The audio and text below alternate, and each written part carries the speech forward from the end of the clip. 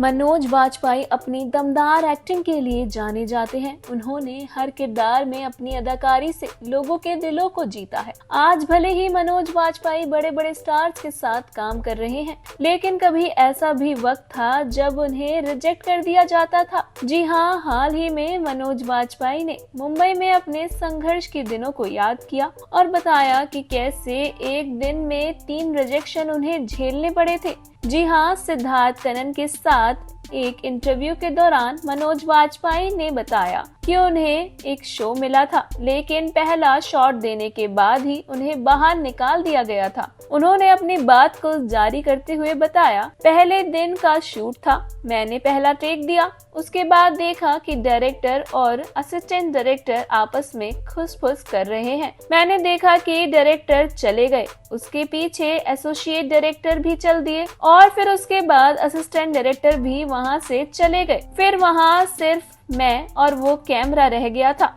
इसी के साथ एक्टर ने बताया, मैं सोच रहा हूँ कि सब कहाँ चले गए। तभी चीफ असिस्टेंट डायरेक्टर आया और कहा कि कपड़े उतार दो और अपने कपड़े पहन लो और बाद में फोन करता हूँ। मैंने पूछा कि क्या मेरी एक्टिंग अच्छी नहीं थी। उसने कहा कि कुछ समझ नहीं आ रहा है सर। वहीं मनोज वाजपेयी ने बताया, वहाँ से दादर स्टेशन करीब था तो मैं पैदल ही निकल गया। मुझे एक कॉर्पोरेट फिल्म मिली थी जो मुझे दोस्त विकेट यानी कि विजय कृष्ण आचार्य ने दिलवाई थी। वो फिल्म को असिस्ट कर रहा था। मैंने सोचा कि वहाँ चला जाता हूँ, वहाँ जाके अपने दोस्त के साथ हैंग आउट करूँगा। मैं वहाँ पहुँचा और देखा कि मेरा रोल कोई और कर रहा है। मैंने विकेट से पूछा कि ये तो मेरा रोल कर रहा है, तो उसने कहा कि आज तेरा दिन रिजेक्शन वाला है। जी हाँ, ये बात सुनकर मुझे बहुत बुरा लगा। एक्टर ने बताया, वहाँ से निकलने के बाद मैं अपने घर के करीब पहुँचा तो वहाँ पीसीओ बूथ था।